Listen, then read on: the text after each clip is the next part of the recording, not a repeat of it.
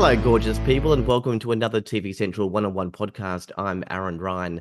This is episode 13, 2024. 10 came flying out of the gates this year with the rebooted version of Gladiators, another successful run with Australian Survivor, and is now going strong with MasterChef Australia.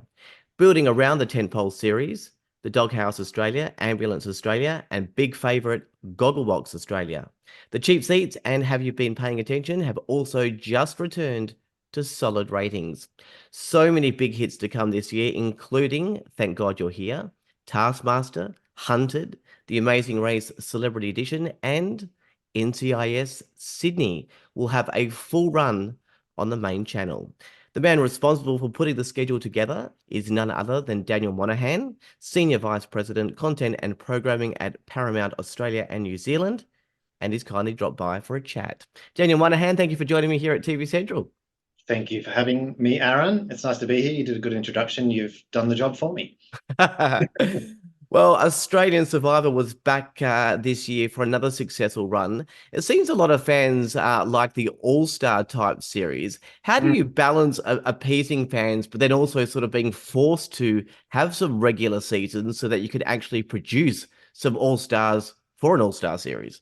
Yeah, look, everyone does love the All-Stars because it's easy to see your favorites return and you know who to root for from the very beginning. So it is a balance.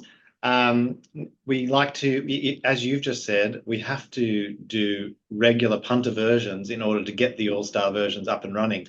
And we had a cracker of a season at the beginning of this year with new players and a very, very popular winner in Ferris. So it proved that those versions with the regular people are as popular as ever. We're going to do another punter version at the top of next year for Series 10. That will be a return to a theme we have done before, though, which is Brains versus Brawn. So it'll be Brains versus Brawn 2. Of course, Brains versus Brawn was incredibly successful. Brains won that series. So I think we're going to Brains versus Brawn Mark 2, and we'll see if the Brains can get up again or if the Brawn gets through for the win. And I think returning one of our most popular series is not an accident. All right. Also, this season, a dream run for I'm a Celebrity, Get Me Out of Here. I think the Julia Chris duo was very important to the show. In my opinion, whoever thought though of Robert Irwin as a replacement was a genius. How much fun is that guy, and how did you find this season? Look, I mean, everyone working on the show is so happy that Robert stepped into the shoes and stood next to Julia. He was a consummate professional. A lovely guy from a lovely family, and it is as though he has been hosting that show for years with Julia. The two of them together were dynamite, and we couldn't be happier. That right from the outset, as soon as they came out of the gates, Robert and Julia looked as though they had been working together for years, and the humor they have in that show, the empathy they both show in that in hosting that show was amazing. It was a really, really exciting and a big relief, to be honest, for all of us who have invested so many years into that show. But for the baton to be handed to Robert and for Julia to be so strong next to him as she always is, and to be the two of them together, to be so welcoming to each other was amazing. It was lovely to watch, and it was an excellent, excellent show this year. Absolutely. And it ended up year on year, which is amazing in this current environment. A show to end up year on year is amazing. Absolutely. All right. Also, MasterChef has returned this year with some great numbers, coming off obviously a very emotional season last year. Yes. Was the new judges an opportunity to reset the series? Oh, look, I think we all know the reasons why we had to, work through with a new judging panel, and that is a sad case. But the fact that Andy's returned to the main series and Melissa will be fronting Dessert Masters, I think, is a really nice evolution. And to have Poe, another alumni, join alongside Andy, and two relatively fresh faces to our audience, although people like John Christoph have been around for a number of years, and Sophia is being the food critic. It's a great rounded out group of four. And of course, we had Jamie for the first couple of weeks, which always helps to have one of the biggest names, if not the biggest name in food in the world, to come and welcome the new judges to the series. So it's been a really nice, warm start. And this year, I think the other thing outside of the new judges is the contestants have really cut through. They've got quite a lot of character. They're really good cooks. The food's been top shelf and high end, but accessible, very accessible food. So I think it's been a nice welcome to the four judges and a nice return for the series for the first few weeks. Well, the series is still going, so what can we expect? For a number of weeks. Yeah, number of weeks. What can we expect moving forward? Can you walk us through any major challenges or celebrity judges? Well, I think it's about the theme weeks that we've been talking about. So we're in rural Victoria this week. We've got Hack Week, which is where we have chefs coming in talking about quick ways to do things and things you might not have seen before. Actually, you can call them take-home tips, but really it's about how the contestants interact with those hacks. We're going to Hong Kong, so which is the first time we've gone overseas in a couple of years. So we've gone out in the all out in the theme weeks this year, which is I think it's good, and I think people will love to see Hong Kong and just getting them out of the kitchen and out of the country. We promised a season that you've never seen before, never seen one like this before. And I think we're delivering week after week, which is good.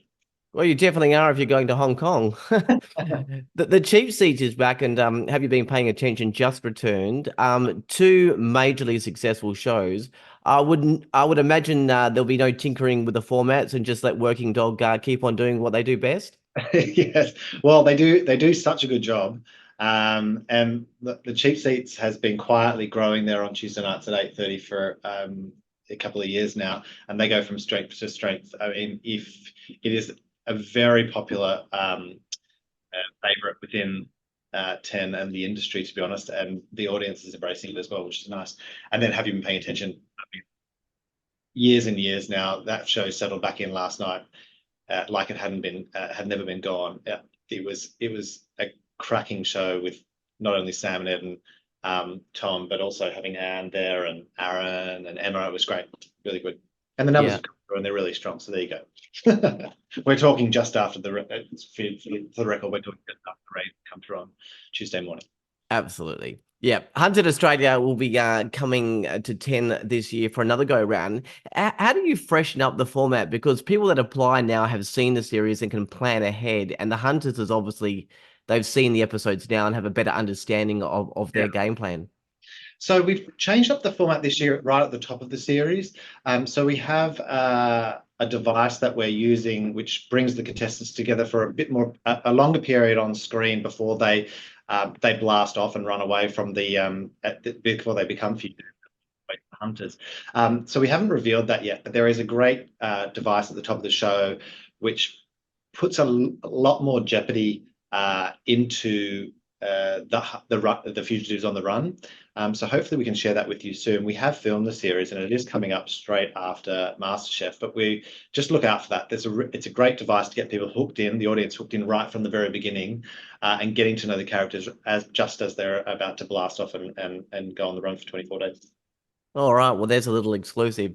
The Amazing Race Celebrity Edition will be back this year. Some big names and a really good mixture of celebs. Anything you can give away as to what we can expect this season? I know we've announced it, but the good thing, the exciting thing this year is we're going right around the world anti-clockwise. They've been in Argentina. They're in Argentina at the moment, and then they're heading off to a couple of different continents. So I feel like that is a really big sell for our audience, not just the fact that we've got Thorpe and Nat Bass and Pete Hellier and Luke McGregor and a great stellar lineup of talent running with their family members, but also I think the audience really wants to see different parts of the world and putting these contestants in environments that they may not be used to, different languages, different cultures, different landscapes. So I think that'll be a good addition and a step up for the show for this season.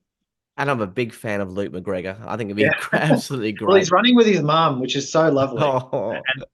and so on brand for him. It's just, I think that is the key to this celebrity version of Amazing Race, is that it's not two paired celebrities who don't really know each other. It is a celebrity running with a really good friend of theirs, or a family member, a mother, a daughter, a sister, a brother, a wife, a husband, all that. So I think that gives it a different, a bit of an edge.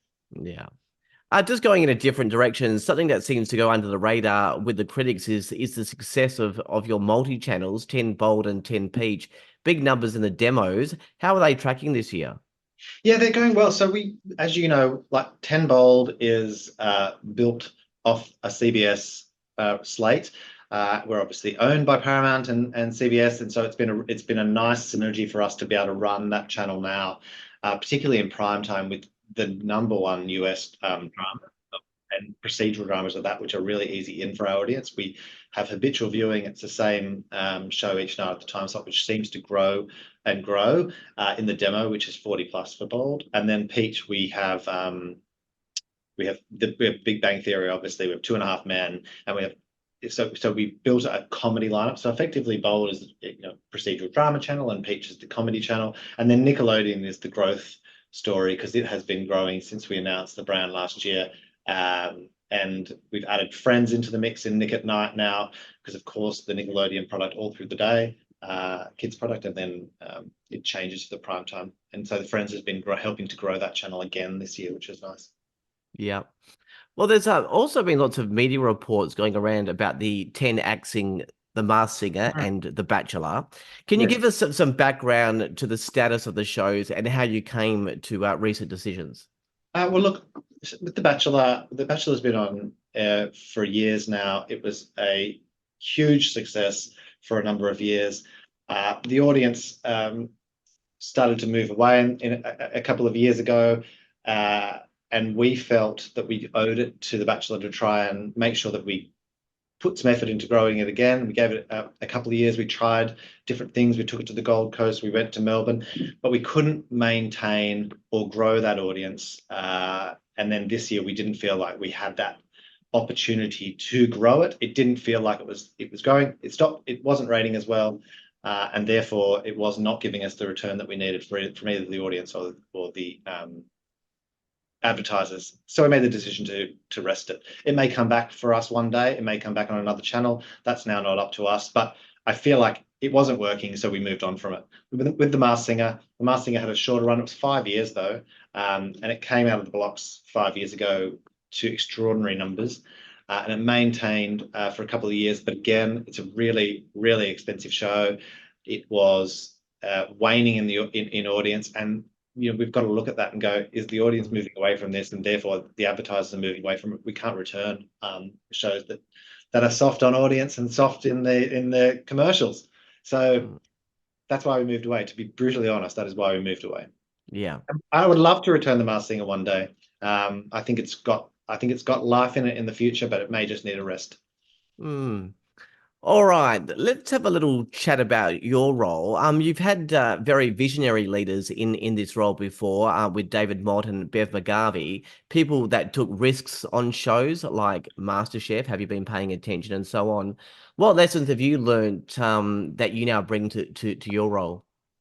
I think actually, because I worked for both those people, and one of them I still do. I think what I've learned over the years is risks.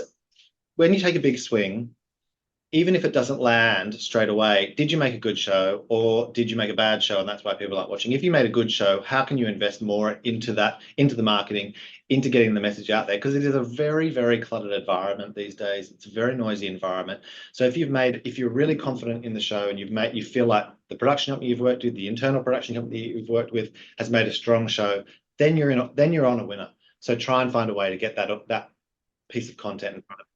And that may mean investing in a series too. And we've been quite famous for that now. In the past of going, may not have been as strong in series one, but we will grow that next year. And we've had great success stories, and the ones in the past that have done that, even back to the Have You Been Paying Attentions and the goggle boxes that didn't pop straight away. I think making sure that you're always putting up a show that you can stand behind and be proud of is the most important thing, and something that's entertaining to the audience.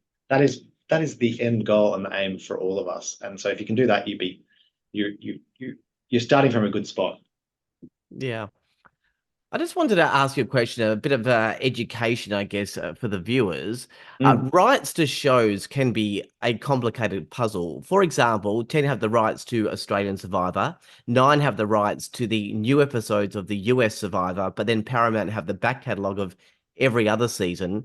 The Amazing Race Australia airs on 10, but the US version airs on 7.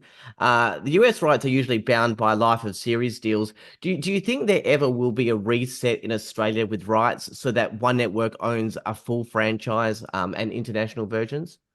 Yeah, look, Survivor's a great example. Actually, they're both good examples.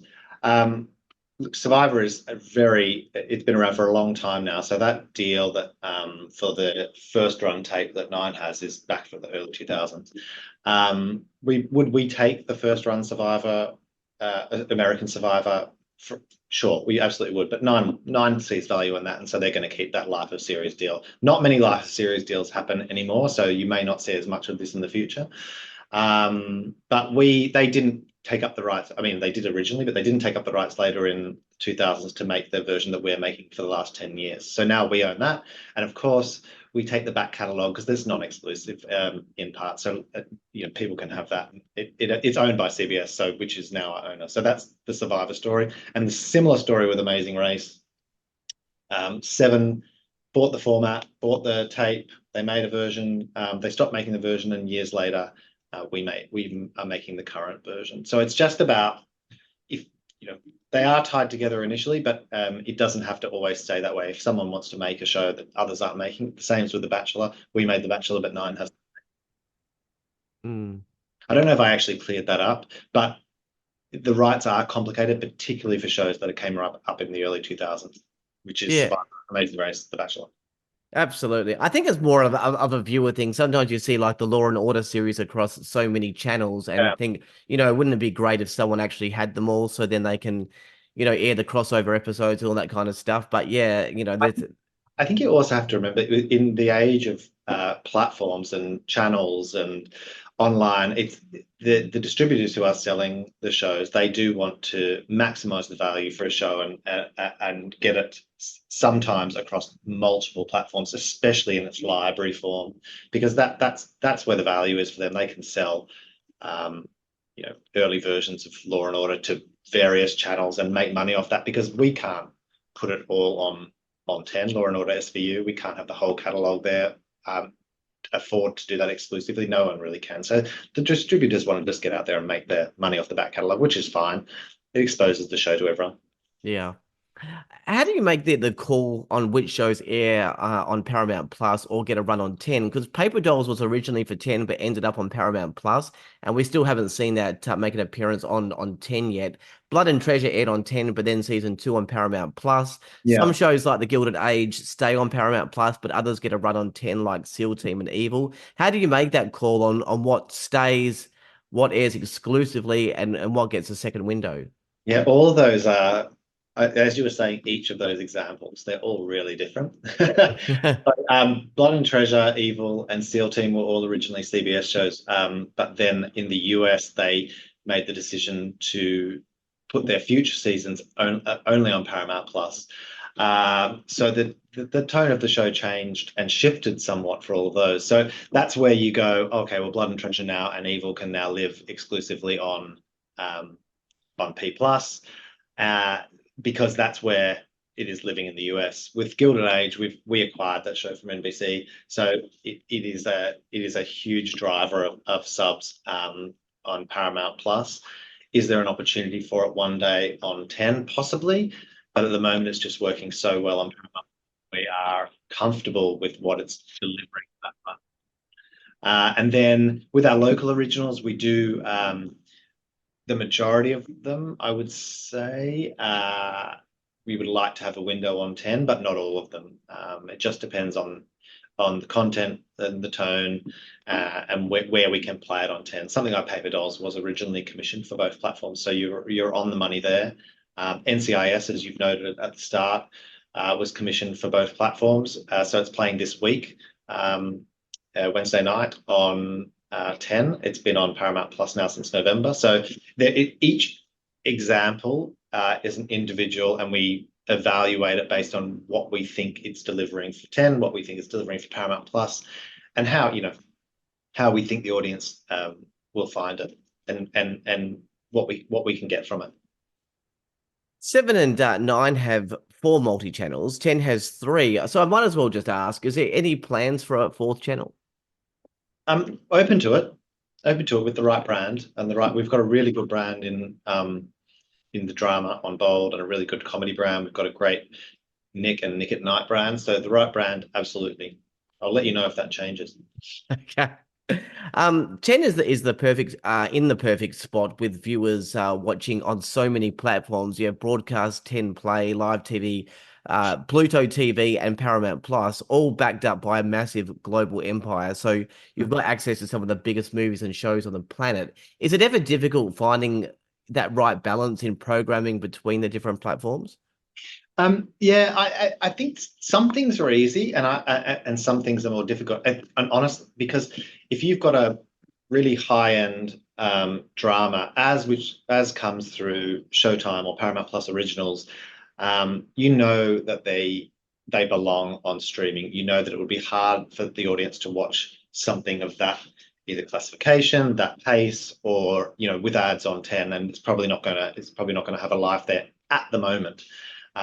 So it can be easy in those situations. Some of the constructed reality just works phenomenally well on linear, and then on BVOD with ads. So just there's history there of that product working on this platform, and we get substantial viewers on Paramount Plus when we put it there, but they're not comparable. So you kind of use the history of what has worked. You also lean on what's working, because CBS and Paramount Plus have a close relationship in the US. So we can also look and see what's working between those two platforms.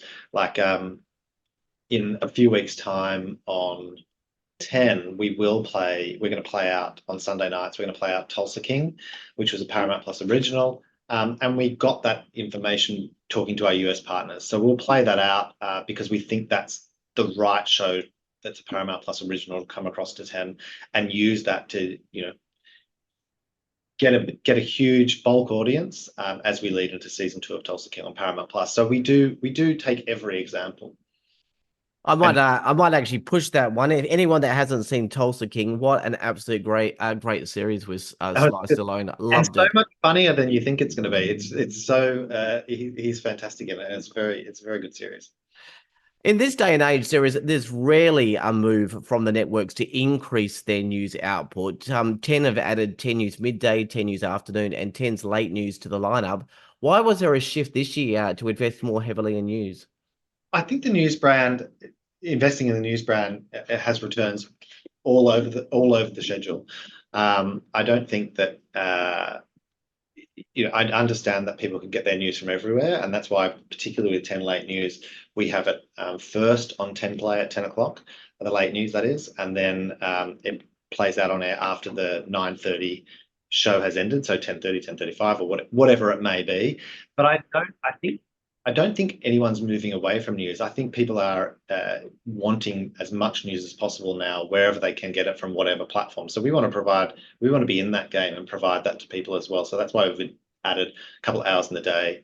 We've always got the 5 o'clock news, and then we have the late news. Remembering, of course, that this time last year we had a 6 p.m. slot as well. So we've kind of just moved it out into four separate bulletins, which I think gives people an opportunity to get their news from us at different points in the day. All right, just a rumor mill question. So let's just get this out. Can you confirm that the A-League will be back as per the current deal next season on 10 Bold, 10 Play, and Paramount Plus? Oh, it's time. Yeah, I think we're very heavily invested in the A-Leagues. Football works for all our platforms. So what we can do for that sport, and it does very well for Paramount Plus. I can't see it going anywhere. All right. Moving ahead, 2024. What are you excited about? This year, 2024, the second half. Yeah. Oh yeah. Look, we have quite a full slate at the back half of this year. We don't really have any spots left to fill with. You've announced all the shows. There's one small show that we have at the back of the year, which hasn't been announced, an 8-parter on 10. So apart from that, you've got everything. We've got Hunted, we've got Tara. I love the celebrities in Tara. I'm very excited about what I'm reading because they're probably about 6 days into shooting now. Thank God You're Here has more episodes this year. We're returning Shark Tank in Q4, which is exciting. The ratings weren't stellar last year, but they weren't terrible. But the sponsors that we got on that show and the partners that we had really got us across the line to give this another series. So we're really excited to come back. We've got 2 series of Taskmaster this year. We've got one starting next Thursday night, and then we have another one from October. Both are shot already. So I think there's quite a lot to be excited about, and we've got no spots left to fill, I would say. All right, so it's the guessing game now for this new 8-part series that's coming up. We can play the guessing game. It won't be long. It won't be long before we share it. It's already shot, so it'll just play out probably from November, I would say. No worries. All right, Dan, appreciate the chat. Plenty to come, but to be honest, we don't have to wait. MasterChef is now on. Have you been paying attention? Is back. The cheap seats is back. Hunted, the Amazing Race Celebrity Edition, that's still to come, as you've mentioned. Big year. Wish you the best of luck, and see you again at the upfronts later in the year. Absolutely. Thanks for chatting. All right. That was Daniel Monaghan, Senior Vice President, Content and Programming at Paramount, Australia and New Zealand. That's it for this podcast. For all the latest television and streaming news, ratings and podcasts, head to tvcentral.com.au. But for now, I'm Aaron Ryan. Thanks to Dan Monaghan. Bye for now.